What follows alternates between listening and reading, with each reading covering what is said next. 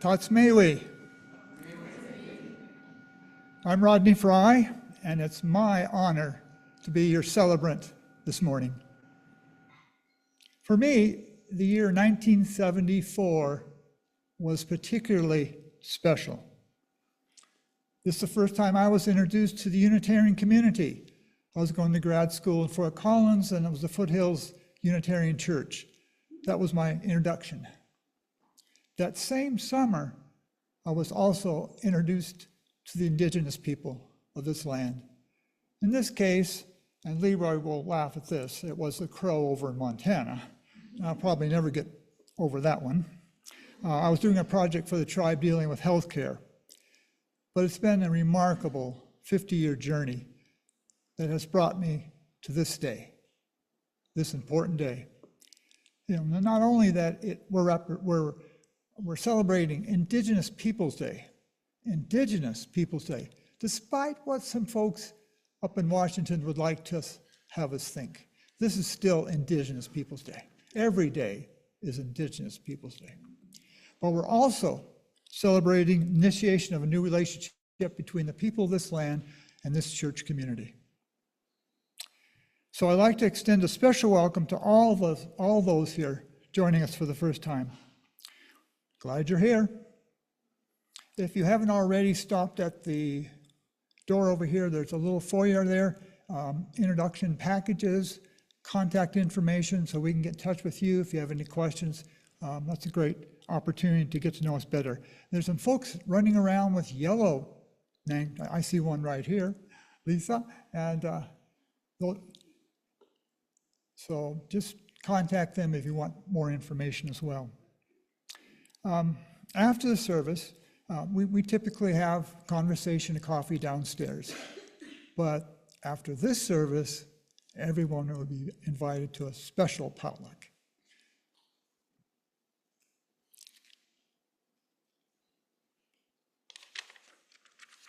So let's begin our service with words of welcome together.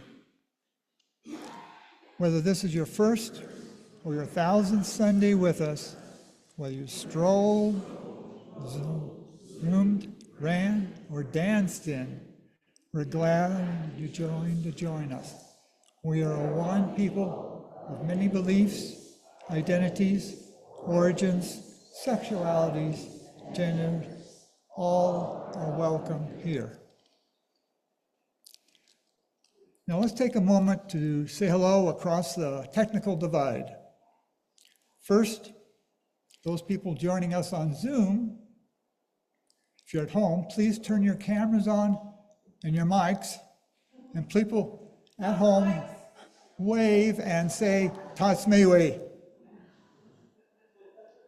Now it's our turn. Those attending the service in person, you can turn your mics on too. Wave and say, Tatsmewi. I've got a couple of announcements. I don't know if I want to put Ken on the spot, but I'll quickly announce it. Just a reminder that we're starting the class on Nez Perce history and culture on the 23rd. It's free, open to everyone. There'll be 8 sessions except for Thanksgiving week from 7 to 9 in here. So please sign up. It's good to get registered early because we got some handouts we can give you, but it's not necessary if you just want to show up on the 23rd. Of course, after the service, we're having a special potluck celebration downstairs. Everyone's welcome, even if you didn't bring food. Please join us. It's going to be great. Sharing of food is particularly important in family relations.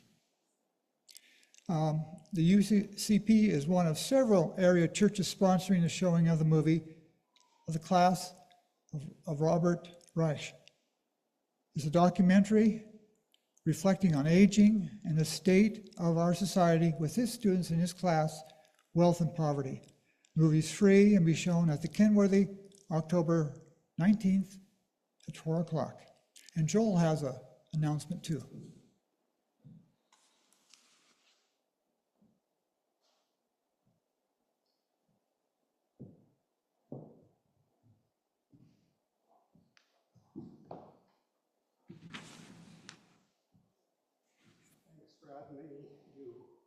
one-upped me slightly by talking about 50 years. I'm going to talk about 40 years. Mary Jo and I have been members of this congregation since October 1985, which is about 40 years. But more important, this week is the anniversary, an anniversary that's very important to this congregation. It was the dedication ceremony for this place, commemorating the fact that we had bought the church from the senior citizens. And we had removed the shuffleboard marks from the floor, and we had removed the falling down balcony that we have now replaced. So it was on October 17th, that is this coming Friday of 1985, that dedication ceremony was held. And I should say that we joined this congregation in October 1985, 40 years ago.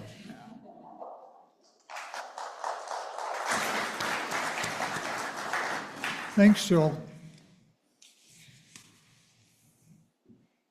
That ends the announcements.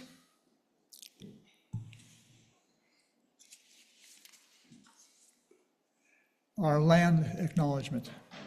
The land on which this church is built is part of the ancestral homelands of the Nimíipuu. Yeah, the people. And mistakenly called the Nez Perce, Pierce knows this, by the French-speaking trappers and traders. We acknowledge this land is in sacred kinship since time immemorial. The land and its people suffered immeasurable trauma brought by Euro-American society, and we work with its resilient peoples to show respect and contribute to the healing and nurturing of this Héetewit, the precious land and all of its people. Now we'll have a chalice lighting.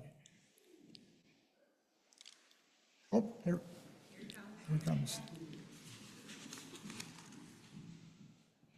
We hope folks at home have joined us in the lighting of the candle, and let's light our chalices together. In the light of truth, in the warmth of love, if you want to seek and seek to share.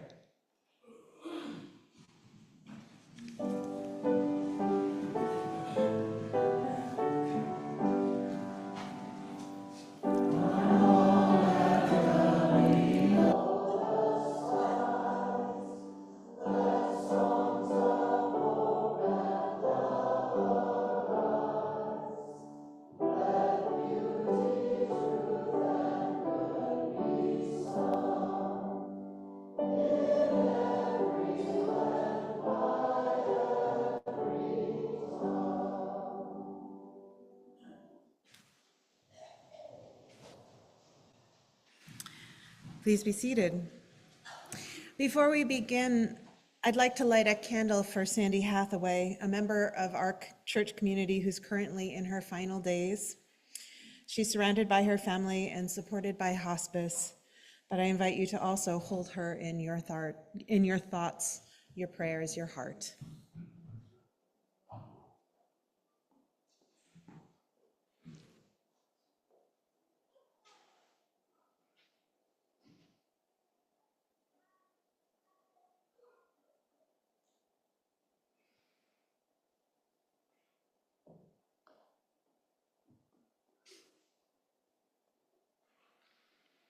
I am the Reverend Dr. Elizabeth Stevens. I am lucky enough that I get to serve this congregation as its minister.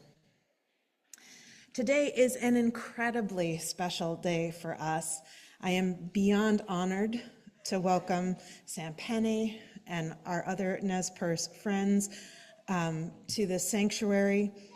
We're celebrating today our Memorandum of Understanding with the Nimíipuu, an agreement we entered into last spring that we hope will support and nurture a collaborative familial relationship between our two organizations. This has been a dream of mine since I first arrived on the Palouse in 2012. It was in that year that our parent organization, the Unitarian Universalist Association, formally repudiated the doctrine of discovery. It was one of the most meaningful votes I've ever taken. All UU congregations were encouraged to reach out to local tribes in hopes of beginning a conversation around how we, the inheritors of a tradition founded by European invaders, might possibly begin to make amends. I did send a letter to the tribal council at the time, but as a newcomer to the Palouse, I had no pre-existing relationships and no idea of how to build a bridge between our two communities. So we focused on educating ourselves about Nimíipuu history and culture, as well as inviting tribal members to come and speak to us on a regular basis. Well, we added a territorial acknowledgement to our liturgy many years ago. I'm beyond grateful to Dr. Rodney Fry, whose diligent work and strong relationships have made it possible to move beyond just words to a lived experience of connection and shared responsibility for this Héetewit Wéetés, this precious land. So to Sam and the rest of our Nimíipuu siblings, brothers, and sisters, from the bottom of my heart, Ketsuyuyu, thank you for being here with us today and for being open to our desire to acknowledge the harm done in the past and to be part of building a brighter and a more resilient future together. And thank you to our drummers. We'll have you open our service with an honor song.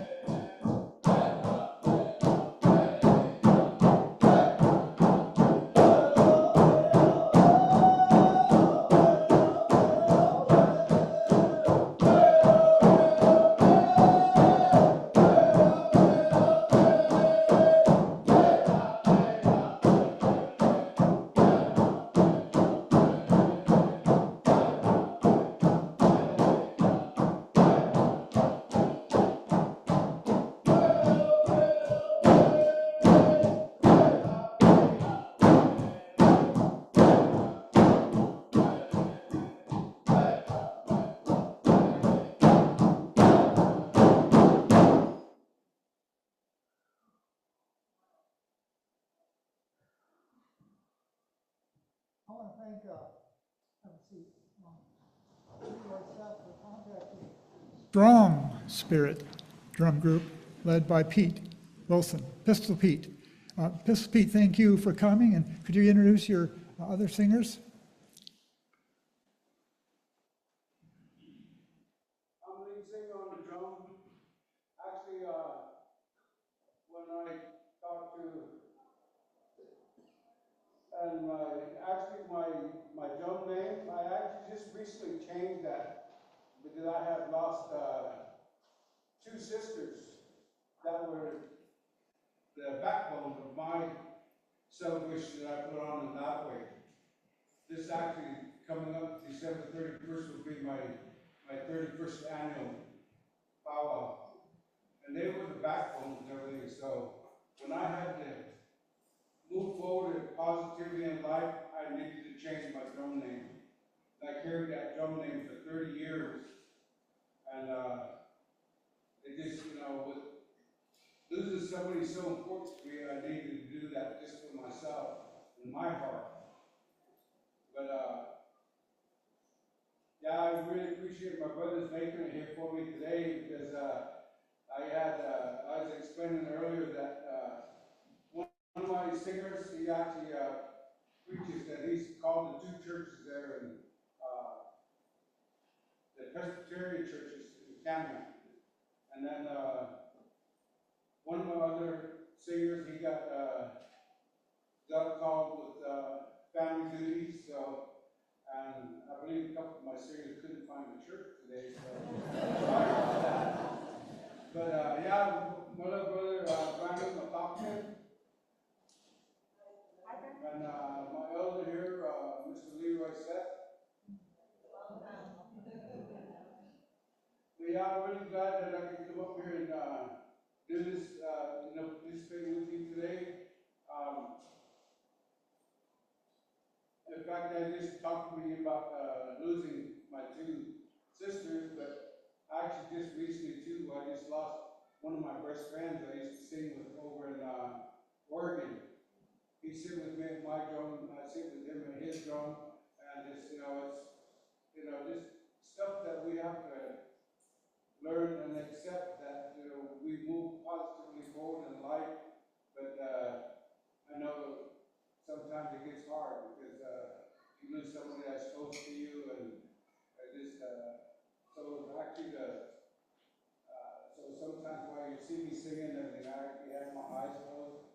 But I'm picturing my other singers sitting there singing with me, and he was one of them, so and actually my teachers, because I started singing when I was 5 years old, and, my uncles were actually my teachers on all the songs that I carried. Never recorded anything, everything's all right here. So, thank you very much.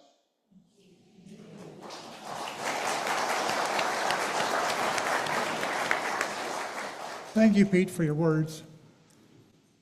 Strong spirit.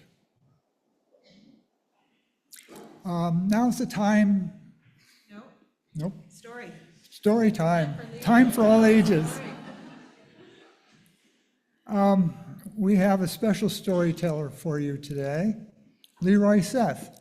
He's been one of my elders and teachers for many years. And he also brought his nephew up. Please introduce him to us too, if you don't mind.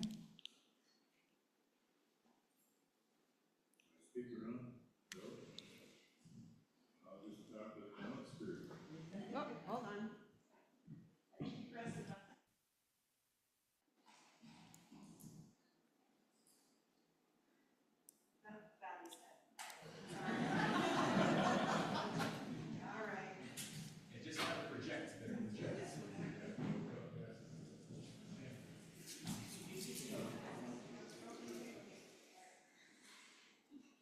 This is a true meaning of the technological divide.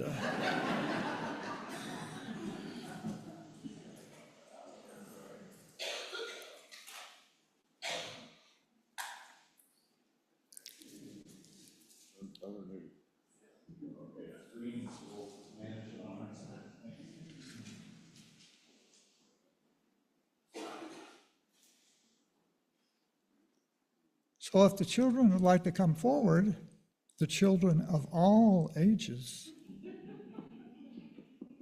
I heard that laugh, Judy. Testing, testing. Is that a good enough test? Okay, all right.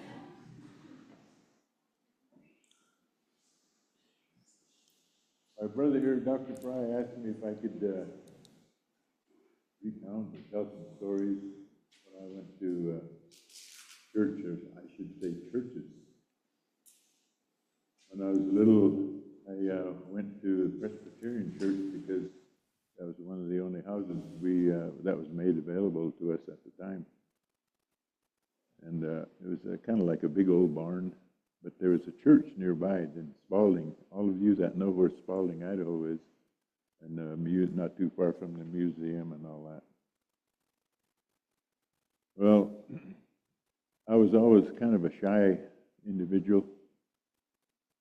And when we went to church, we were kind of learning how to adjust people and look them in the eye and try to be strong and be able to project, as my nephew says here, or try to talk without stuttering too much.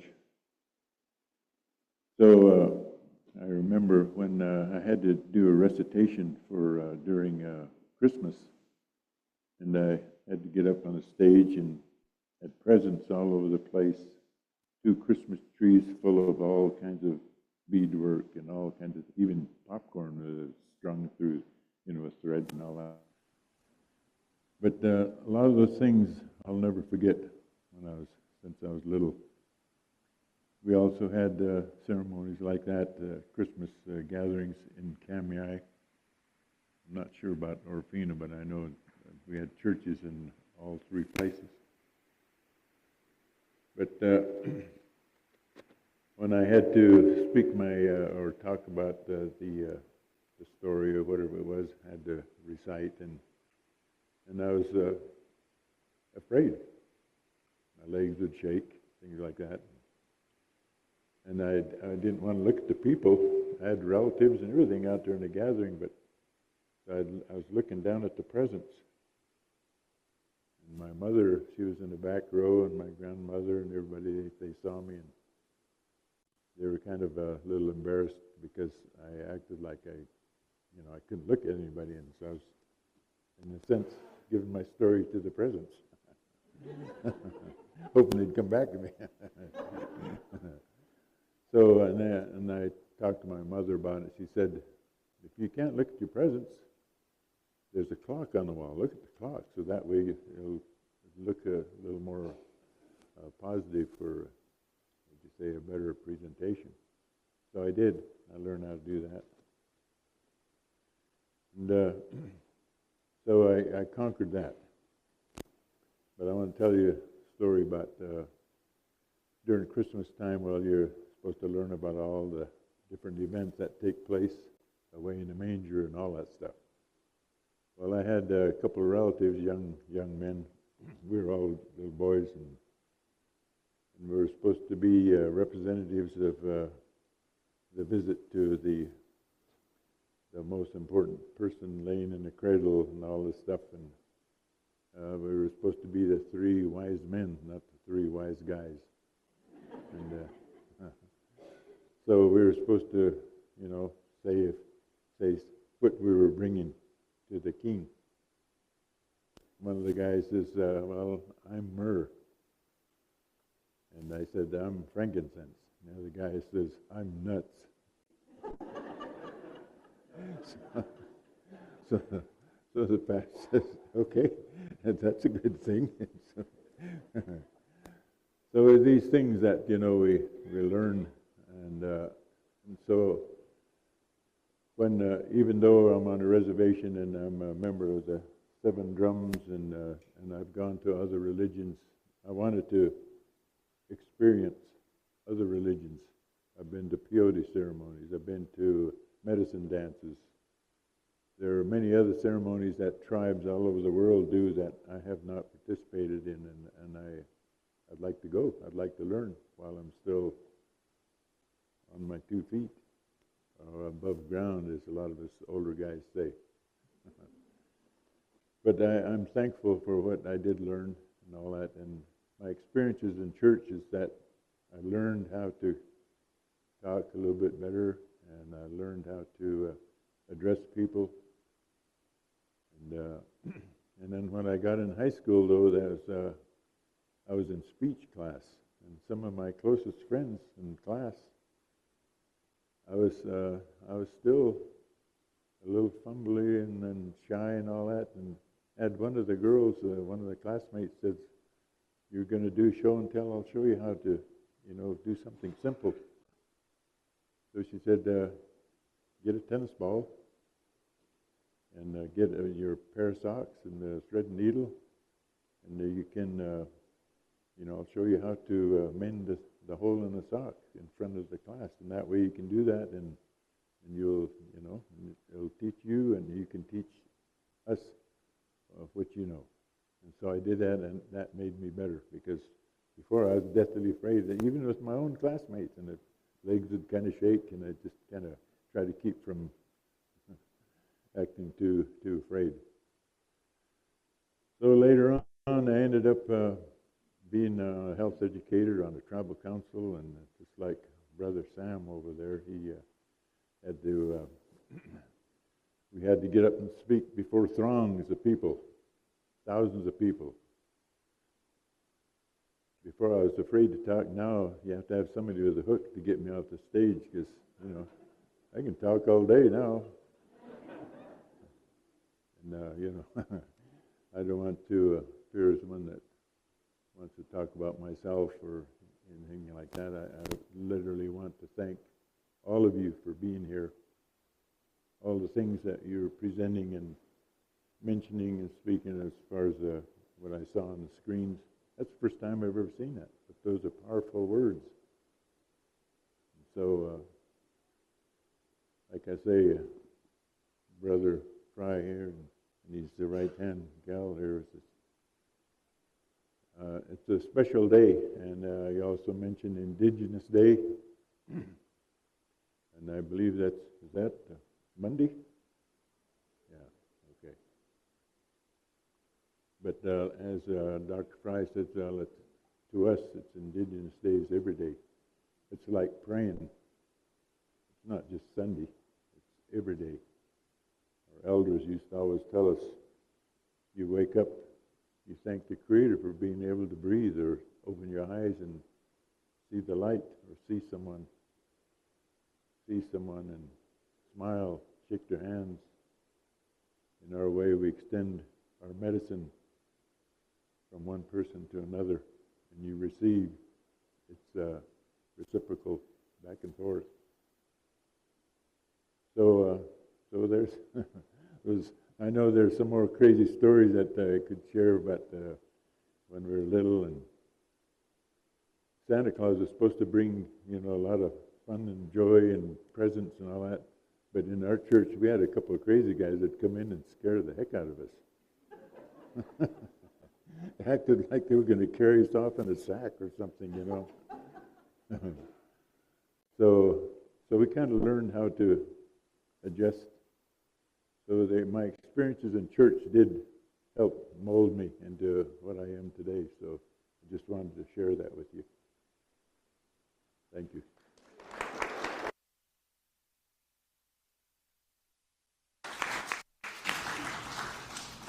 Thank you, Leroy. Thank you from the heart. Let's sing the Reeb benediction, sending the children on their way to classes.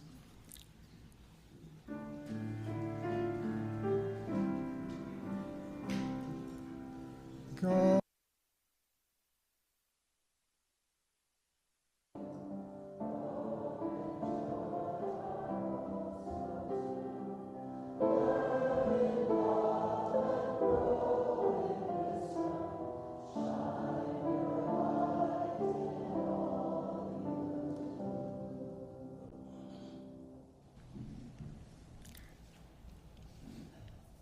Now let's take a moment to engage in the practice of generosity together.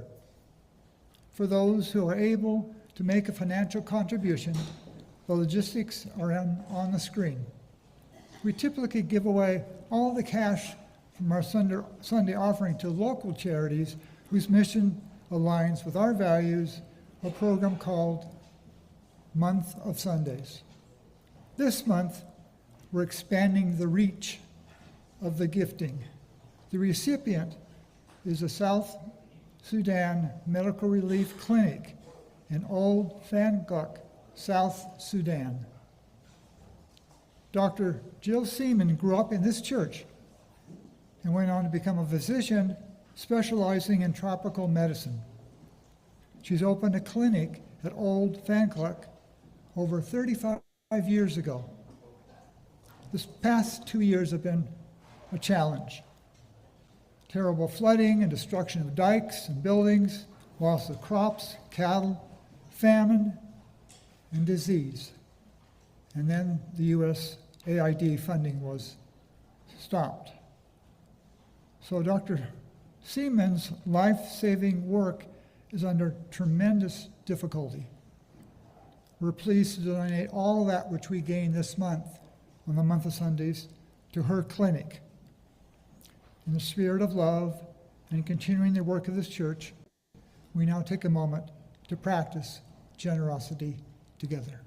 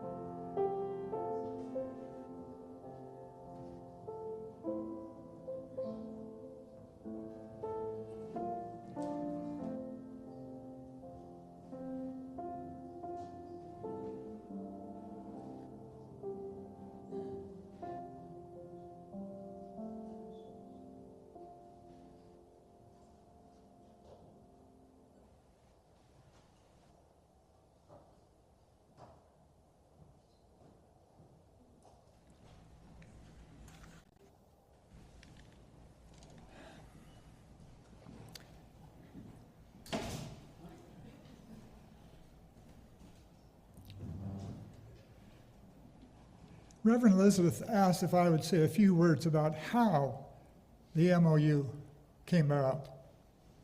First, I owe a great gratitude to the many Nimíipuu who over the years and with patience for me shared from their heart. This going back to 1990 with my first real meaningful elder that worked with me with Maury Waters. But over the years, others have come forward too and have shared their heart, such as Cy Whitman, and I want to acknowledge Leroy because he's been there for over 25 years too, and a brother, thank you. Josiah Black Eagle Pinkham and his father Alan, Vera Sonic, Ann McCormick, and the list goes on and on. Sam, all that you've done for me in the years, thank you. This MOU was built on their spirit.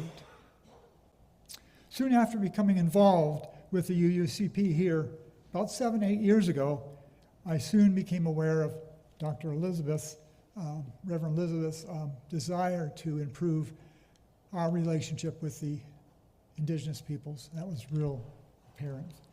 And I really want to maintain that it is her impetus that created this MOU. We owe her and her passion for embracing this land and its peoples, the impetus for this MOU. So back in December, yeah.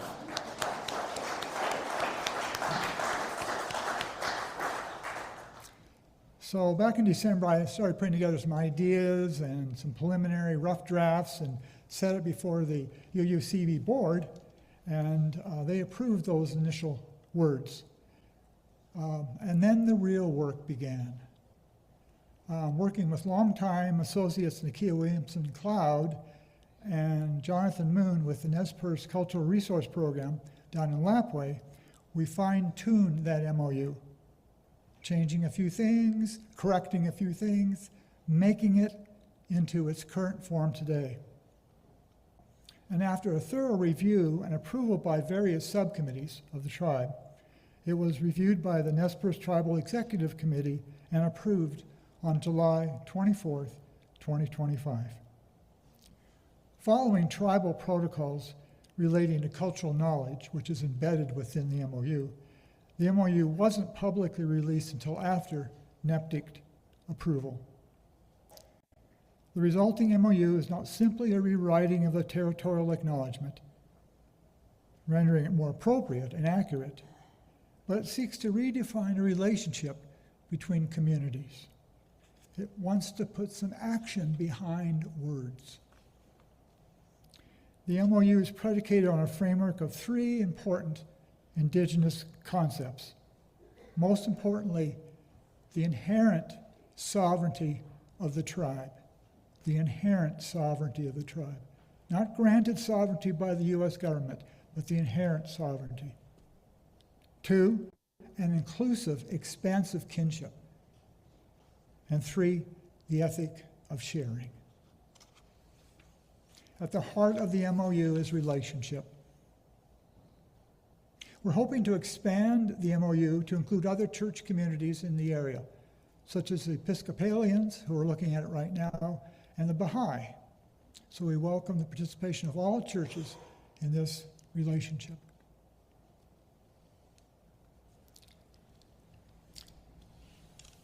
We had intended to have Rachel Edwards also attend the service. Unfortunately, something came up and she was not able to do so. But Sam Penny, member of the Nez Perce Executive Committee, NEPDIC, will speak for the tribe. Let me just briefly give you a little bit of background on Sam.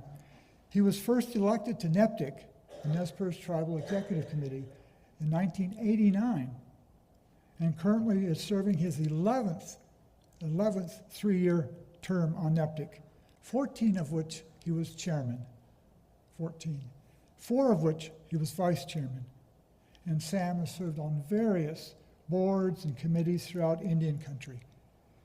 In 2016 and 2003, Sam received the Presidential Medallion, a high honor from Lewis Clark State College.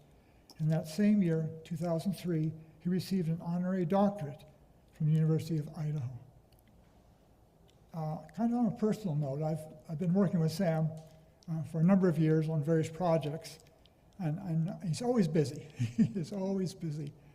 But I've always found Sam is one of those persons who will step up and assist you and make it happen. Close, put together, working together. Great honor to have you at my side, and thank you for everything you've done for so many people, Sam. So I invite you forward now.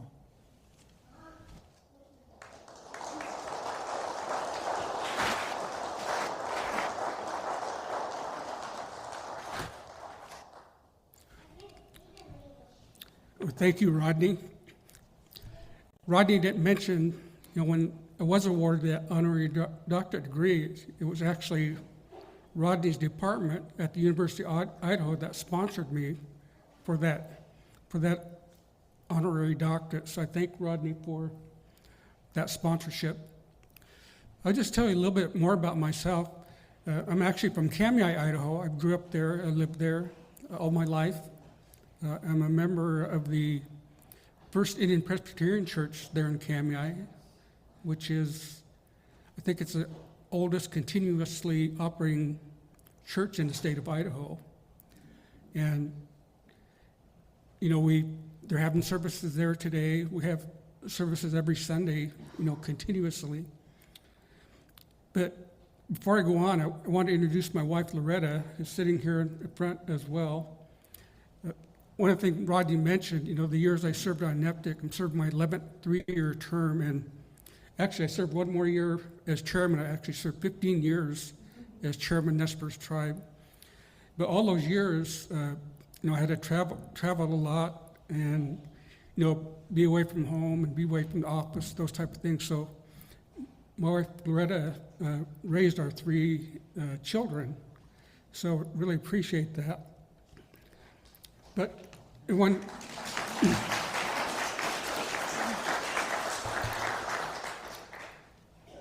we were asked to come up here today, wasn't sure what we were supposed to talk about.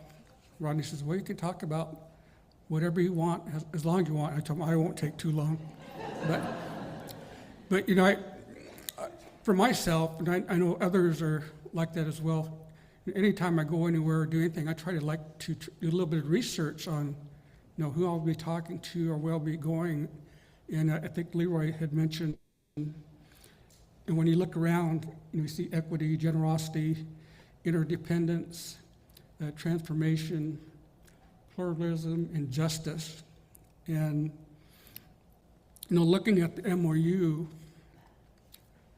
it really helps support some things that you have here on your walls and some of the principles that you believe in.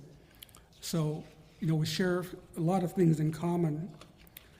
One of the things that was mentioned was, the land acknowledgement.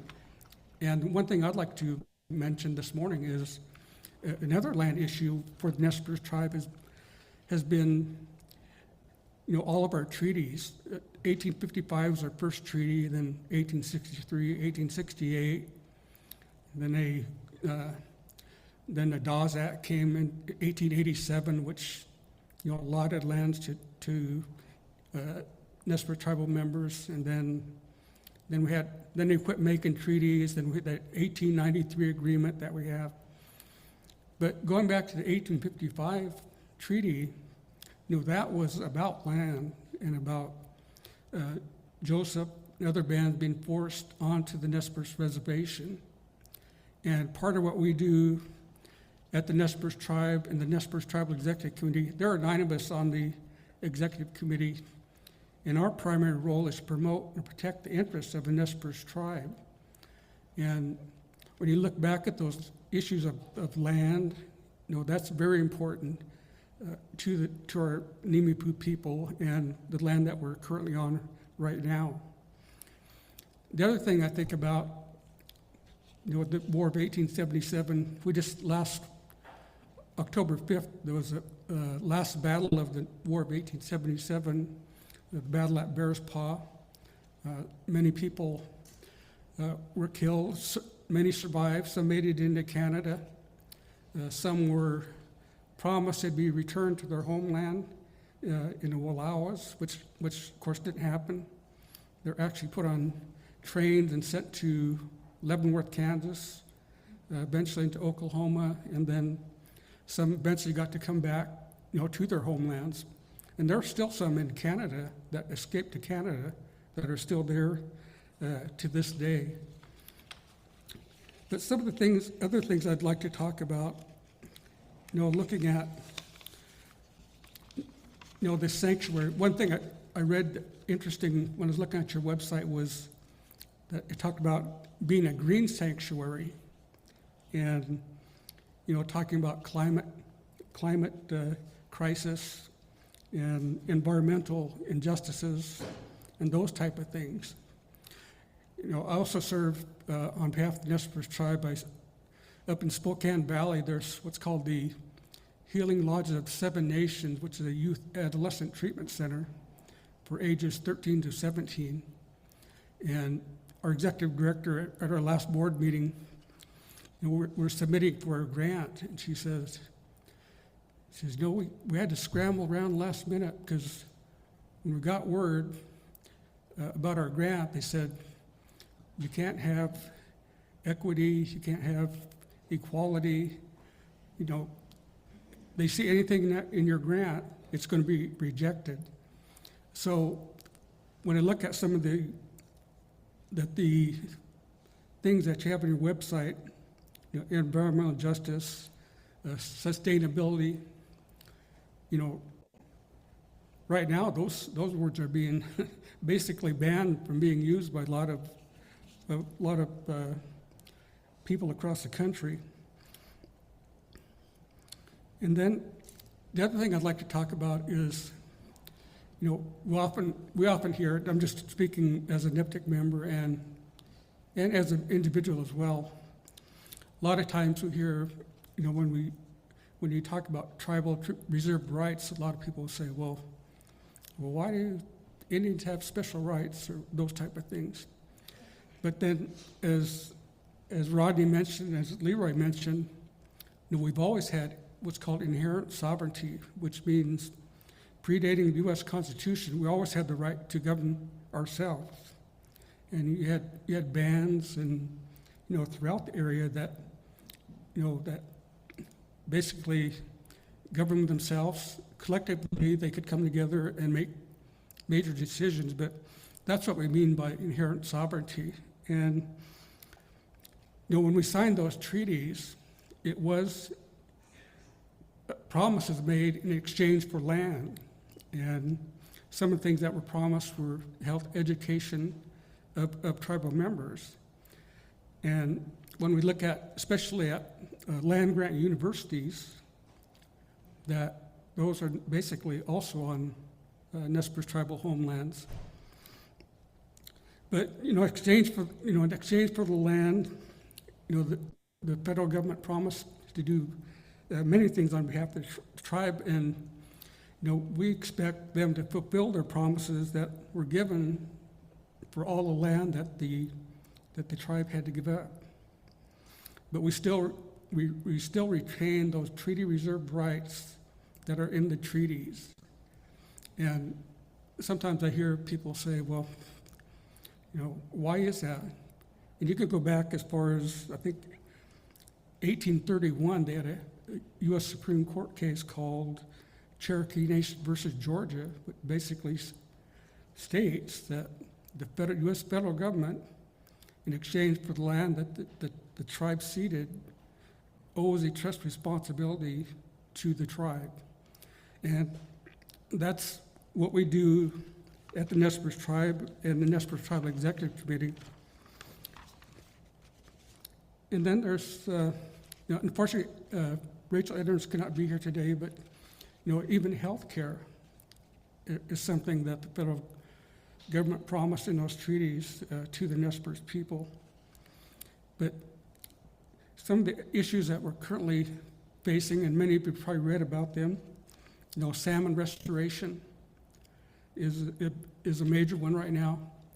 When I was sitting there, I saw somebody walk by with a T-shirt that said something about a wolf. I can't remember who it was, but wolf recovery was important to the tribe. Many years ago, I can't remember exact year, but it's been some time now that they wanted. I know it's a controversial subject, but they wanted wolf recovery in the state of Idaho, and the state of Idaho said, well, we're not going to do it. Idaho Fish and Game said, well, we're not going to do it. And then the U.S. Fish and Wildlife Service approached the tribe and asked if the Nez Perce tribe would lead recovery, and said, yes, we'll do it. So we did it through a cooperative agreement. And I think that's also a sign of Nez Perce tribal sovereignty, where the federal government, working with another government, in this case, the Nez Perce tribe, for wolf recovery. Some of the other things that we're facing today are mining issues. We understand that, mining has taken place and in certain instances does need to continue. What we're seeing now as a tribe is, and I'm sure you all read about it, they're using the prior administration and this administration just recently, they'll use the Defense Production Act to say, we need all these critical minerals to open up mining. What we're dealing with is the stibnite mine down by McCall. And they probably, in the tribe's opposition, they try to portray it that, well, the tribe must not be in support of national defense because some of those critical minerals are used for, munitions, all those type of things. So, that's another thing we're facing. Along with, mining, what we see of streamlining of federal regulations. NEPA, National Environmental Protection Act, the Endangered Species Act, the Environmental Protection Agency. I sit on a national, what's called National Tribal Committee with EPA. And what we're seeing about is, right now is either rollback or revision of regulations that the tribe depends on to make sure we can protect our treaty reserve rights. And we always say, we are protecting our rights, but we believe it also benefits, the entire community. And the most recent one that I've been involved with is right now the Palouse River Basin adjudication is going on, which is directly affects this area, the University of Idaho, and other areas, WSU. So there are many things that we work on in Nez Perce tribe as a tribal government that we feel is helping protect our treaty rights, but also we believe it's a benefit, to the entire community and to the United States. When I mention, some of the words we have to be careful on when we're seeking funds for a certain project, and I kind of looked up and was looking at some of the ones that come up all the time, or say don't use equity, don't use diversity, don't use climate change, don't use green, don't use sustainable or injustice, and then it even had don't use Native American. And so those are some of the things that we're faced with at the Nez Perce tribe. And we have wonderful staff at the Nez Perce tribe, professional staff, and we try to work with. I've always personally said, we'll work with whoever is supportive of us, and we'll be supportive of them as well. So, working with all these years with Rodney and others, on some of the things that we try to make sure are addressed, it has to be a partnership. So he mentioned partnership, and the tribe has always been willing to work with, different groups. Right now, we're working on fish recovery with a number of groups, and I remember a meeting recently in Seattle with EPA officials. And I told them, I said, well, I don't really appreciate being called or lumped in and being called, the term they use, radical environmentalists is what they said.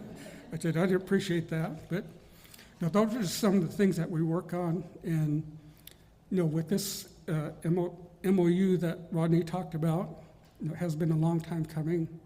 We appreciate the work that's been done.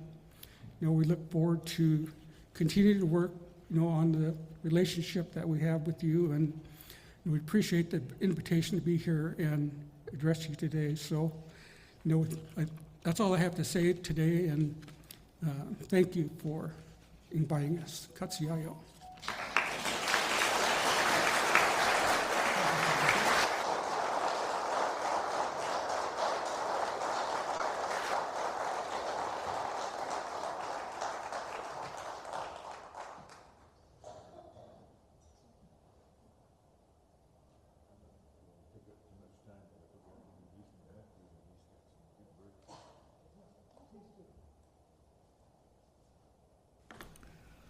Well, I was up here earlier. I forgot to introduce my nephew, Jesse, and listen to this last name, real Indian name, Padilla.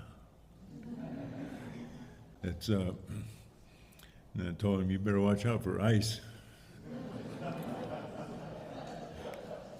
But the irony of the whole thing is that, I don't want him to try to come up here and try to say better words than our tribal chairman here, or tribal NEPTIC member, because he had beautiful words to say, and I appreciate everything he said.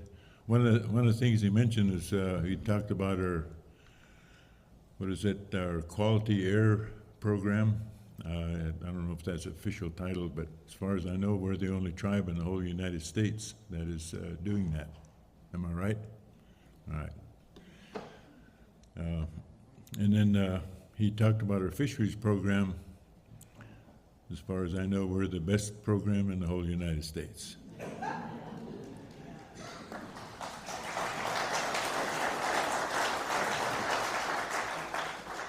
So with that, I'd like to have my nephew come up here, and I usually like to surprise him, and because I'm proud of him. But I graduated from Eastern Washington and University, and so did he. And so I'd like him to come up and introduce himself, say a few words. And he is a graduate in theater and different things, and I used to always tell people he's the only Nez Perce Indian that can quote Macbeth, stuff like that.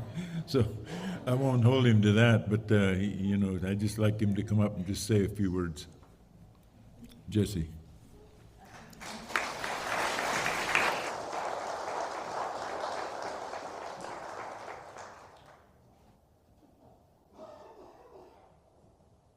Supposed to say the Scottish play. Don't just say that word when you're presenting something here.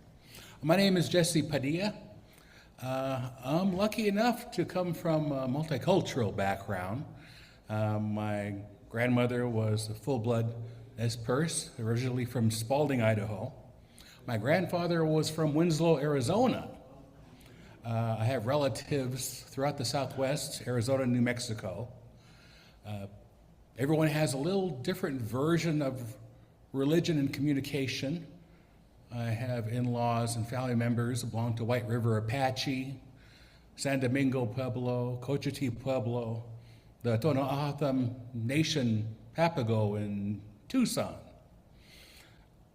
I attended Institute of American Indian Art in Santa Fe, New Mexico, and I finished my graduate program at the University of New Mexico, where I taught theater for a while. While down there, I was lucky to be exposed to different kinds of ceremonies in different tribes. I was always impressed about how the tribes in Western religion kind of melded together after a while. We have the conquistadors bringing Catholicism, and the native tribes, the Pueblos especially, really integrated the ideas along the way, took things in bits and pieces and things that were similar, and as time went on, even the language became part of the language of the cultures from both sides. But there are still certain ceremonies that even I wouldn't be able to attend in some of the Pueblos. The areas they have, the reservations are smaller areas, but they'll close them off during certain ceremonies of the year. But there are other ceremonies they do have. The Pueblo feast days of San Cristo in August, where everyone is invited to come in. My uncle Leroy was lucky to come with us to one of the feast days there, and big, huge dances they have with the Pueblos. You have the outside of the living spaces there, and the inside it's called the kiva, the center part. And that's where both prayers and ancient ceremonial dances take place all day long. And how they do it out in the 100-degree temperatures in the desert, I still have no clue. But between that and the discipline I specialized in theater, I found that it's almost bordering on a theology degree at that point, only because so much of theater is based on storytelling, whether it be the stories Aboriginal people of the continent tell, or on other continents, Australia or South Africa, and then the more organized religion as time goes on, because all the stories are based on something from somewhere, and a lot of it is based on faith.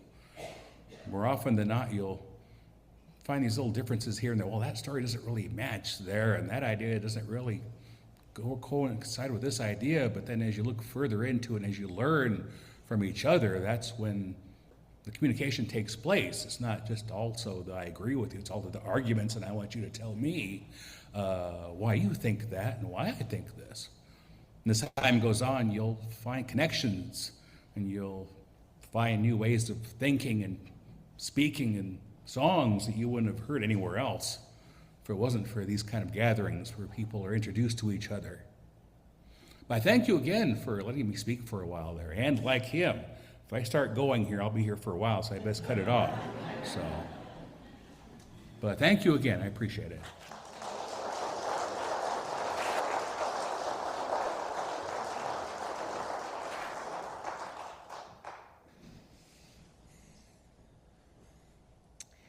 Thank you so much, both of you, all three of you, all of you for being here. Yeah.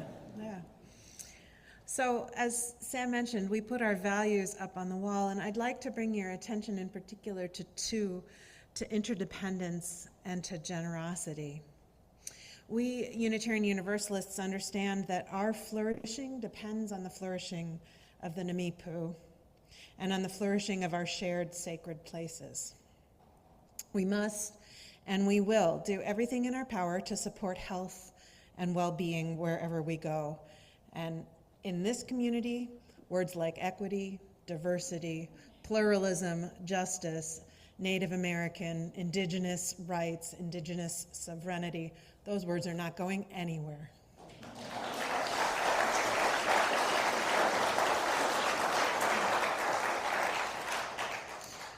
Our hearts are open and our hands are willing. We're ready to learn and to grow and to earn the trust that is signified by this new agreement. In 2012, just after we voted overwhelmingly to repudiate the doctrine of discovery, my teacher and friend, the Reverend Dr. Rebecca Parker, told us that there were three basic steps to the work that opened up before us with that vote. The first step was epiphany. She said, we must ground our activism in a spiritual experience of Earth's goodness, life's beauty. We must begin with an epiphany of paradise. Now, epiphany is easy. We just go outside, we look up at the sky, we breathe with the cedar, we listen to the hawk cry, we eat a ripe apple, we touch a baby's cheek, we see the holiness of the person sitting next to us, or the person standing across from us. Life is a good and precious gift, and epiphany is just remembering that. Second, though, is lamentation. We must be willing to open our hearts to grief. We must be ready to hear and feel the legacies of injustice within us and around us. Especially, we must recognize and repudiate the travesties of religious systems and cultural patterns that have sanctioned injustice over the years. Lamentation can be a challenge, opening our hearts to understand and integrate stories of violence and trauma in the past, as well as the stories of the ways that trauma manifests in the present. It hurts. But my mantra is and always will be, when we allow our hearts to break, when we choose to be present to the truth, we can heal in ways that make us stronger and more resilient. Third, Rebecca reminded us we must act. We must claim the power of the Spirit, the power of communion, and the power of creativity. We must incarnate an alternative way of life, one that heals and liberates and reorients us to paradise here and now. A little while ago, I read The Serviceberry, Abundance and Reciprocity in the Natural World by Robin Wall Kimmerer.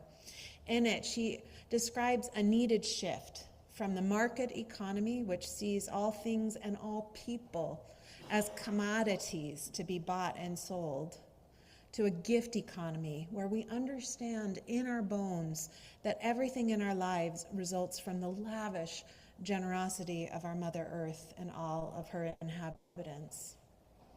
Kimmerer writes, the currency in a gift economy is relationship, which is expressed as gratitude, as interdependence, and the ongoing cycles of reciprocity.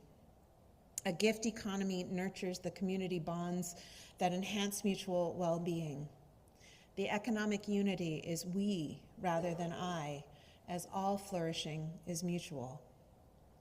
So let me again express my gratitude to all of you for being here on my own behalf and on behalf of this community I serve.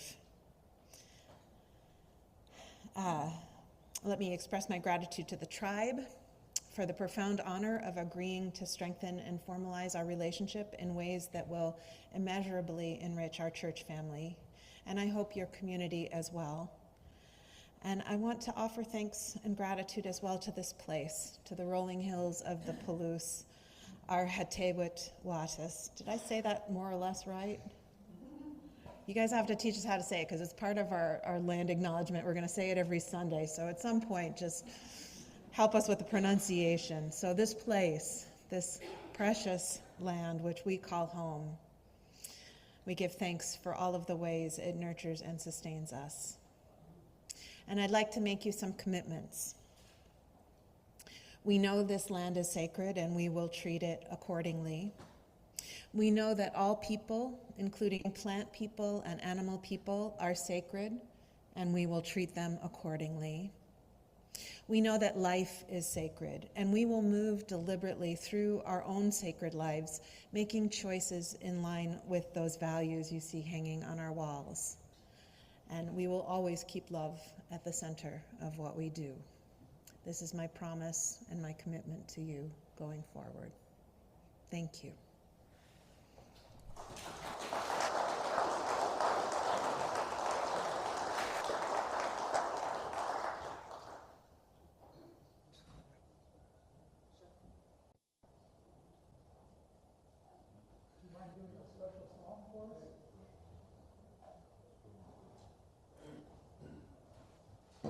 This song I'm going to sing to you, we're going to sing to you now, is actually a song that I do without the drum.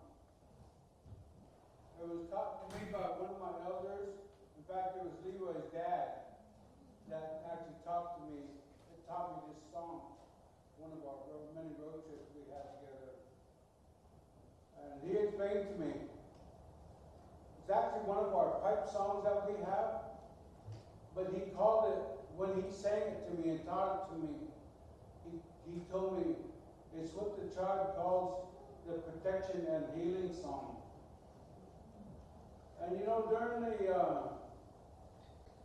some of our passings of some of our tribal members, I get requested to sing it quite a bit. And during the pandemic, I had other tribes through the whole Northwest asked me to sing this song for them. They figured the stronger the medicine, the better the chance to have of healing. So we're gonna sing this song for you right now. And like I said, we're not gonna use the drum because a lot of times when I'm singing it, I'm at actually a pipe ceremony and I'm singing it with my boys standing beside me.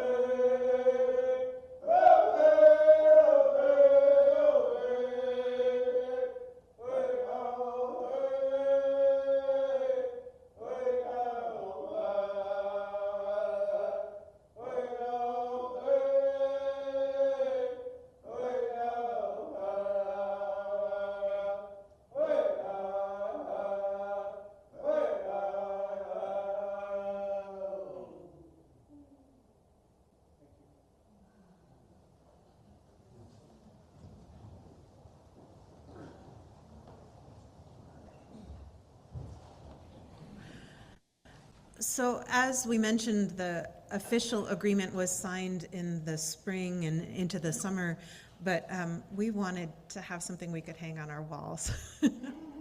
So if it's okay, I'd like to invite Sam forward and Judy Muth, the president of our board, to sign some certificates. There's 2 copies, one that we can send with you and one that we will keep here.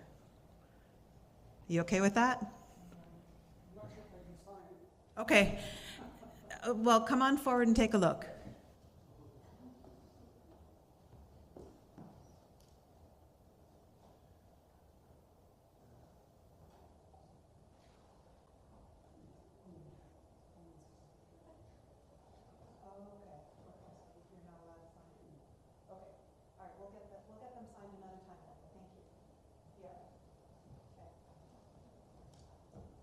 Don't sit back down. Because we also have gifts. I have one for you and one for Rachel. These are, they're called Unity. And for the horse people. And, yep, they symbolize.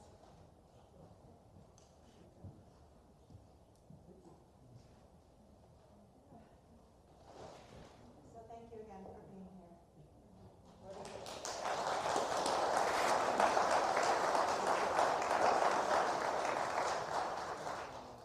So the reason I can't sign, but for the tribe, only the chairman or vice chairman or secretary, assistant secretary, sign documents, but this is where we operate. Yeah. Thank you for the gift, appreciate it. Thank you for being here.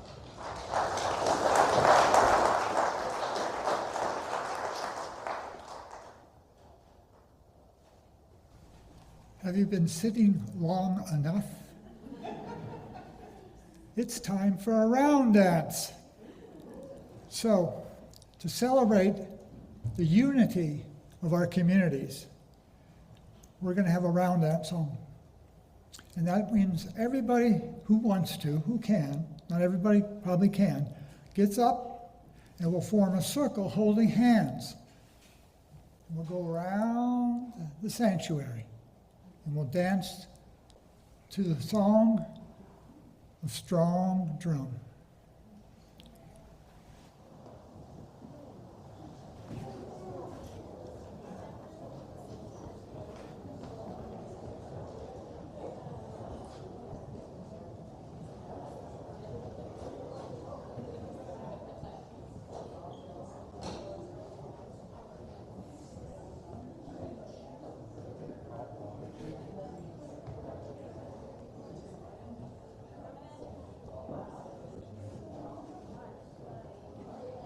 Do your own round dance up there.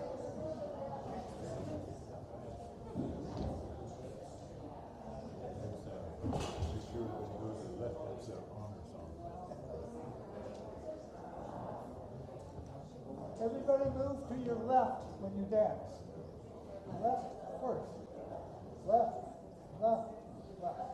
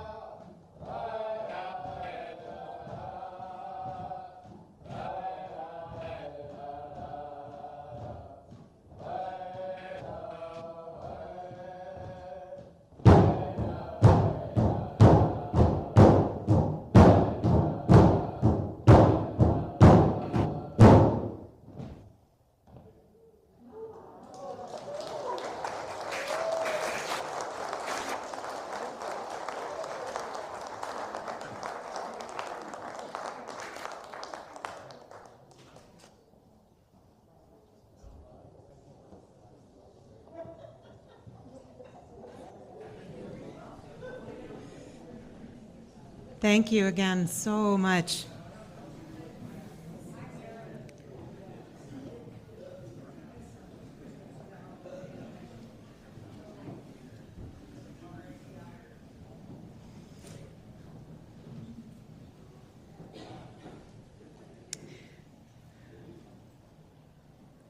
So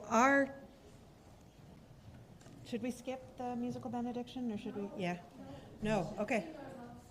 Okay, so we typically close our services with a sung benediction. This is There Is a Love, so you can stay on your feet or stay sitting, whatever feels good.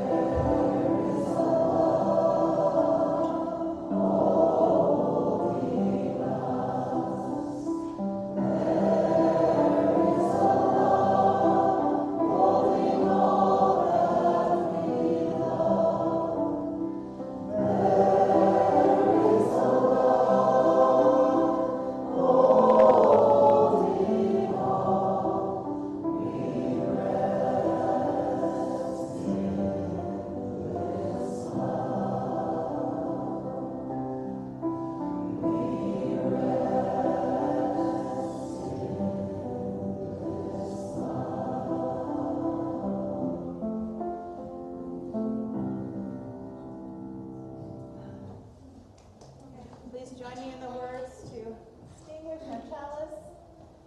We extinguish this chalice, that it might flow gently in our hearts. May it light our paths as we leave this place. May it guide our way until we are together again. So again, offering profound gratitude to the members of the Nimíipuu community who've been able to join us here this morning, offering profound gratitude to each and every one of you for being present, and profound gratitude for this world, this life. May we hold it sacred and walk gently and with respect wherever we go. Go in peace. Come back next Sunday. Forget downstairs, our potluck. We have amazing food, so do please come downstairs and join us to eat.